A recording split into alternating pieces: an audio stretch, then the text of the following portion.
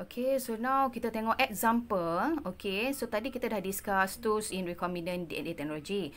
So, untuk lebih clear, kita tengok dulu example. Okay, so contohnya ni adalah DNA donor. DNA donor or target DNA. So, in this target DNA, it will contain gene of interest. Okay, so kalau kita tengok dekat sini, this target DNA or DNA donor, it has the specific DNA base sequence. So, dekat sini kita ada CGAATTC, GAATTCT.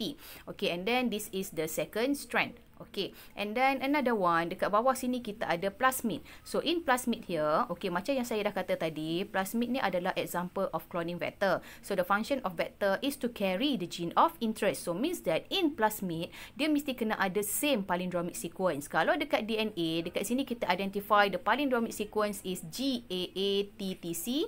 Okay, yang dekat bawah strand pun dia akan ada GAATTC. Okay, same as this one, GAATTC.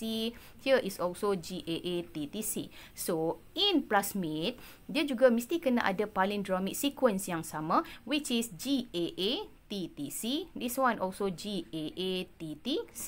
Okay, so macam yang kita dah discuss tadi, the restriction enzyme that recognize the base sequence GAATTC is EcoR1. So, once EcoR1 recognize this base sequence in DNA donor or target DNA and also the plasmid, maksudnya adalah, okay, it will cut, okay, at the specific base sequence. So, kalau kita tengok dekat sini, restriction enzyme EcoR1, once they dah recognize GAATTC, so it will cut in between bases G and also A. Okay, same as this one, G and also A. Here also, it will cut in between bases G and A. Okay, this one also bases G and A. Okay.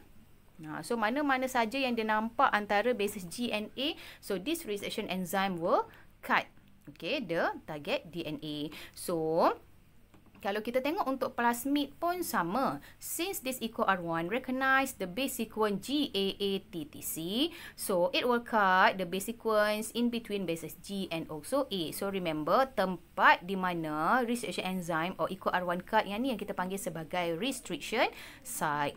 Okay, so bila berlaku cut, okay, untuk target DNA and also plasmid, remember, it must cut by the same restriction enzyme. Sebab kita nak dapatkan palindromic sequence yang sama. Maksudnya, kalau dekat target DNA, dia ada sequence GAATTC. Maksudnya, dekat plasmid juga mesti kena ada sequence GAATTC.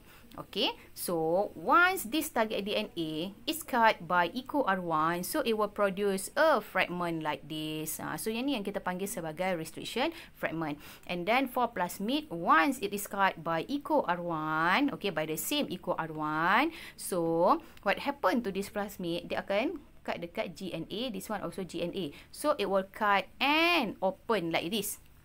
Dia akan cut and open. Kenapa dia perlu open? Sebab later this gene of interest will be insert into the plasmid. Okay, so kalau awak tengok dekat sini, saya dah highlightkan. So it will produce complementary sticky end.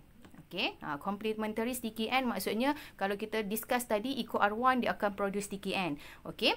So, since this DNA donor ataupun target DNA and also plasmid is cut by the same restriction enzyme or EcoR1, so sticky end yang terhasil pun adalah sama. Okay, so what is the result? Kalau kita tengok dekat sini,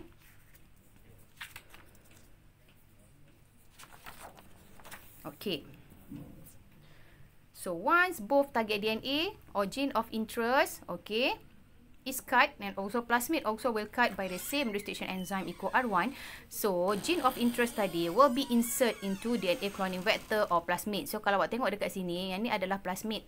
Yang maksudnya tadi bila dah cut, it will cut and open. So, this is the gene of interest. Okay, so this gene of interest will be joined together with the plasmid. So, how this gene of interest joined together with the plasmid? It is by DNA ligase. So, tadi kita dah discuss DNA ligase is one of the modifying enzyme. So, function of DNA ligase, it will join the gene of interest and also plasmid. Okay, so once gene of interest already join with the plasmid, so this whole structure, yang ni yang kita panggil sebagai recombinant DNA. So later this recombinant DNA will be insert into or will be transformed into the host cell for the process of transformation and also amplification.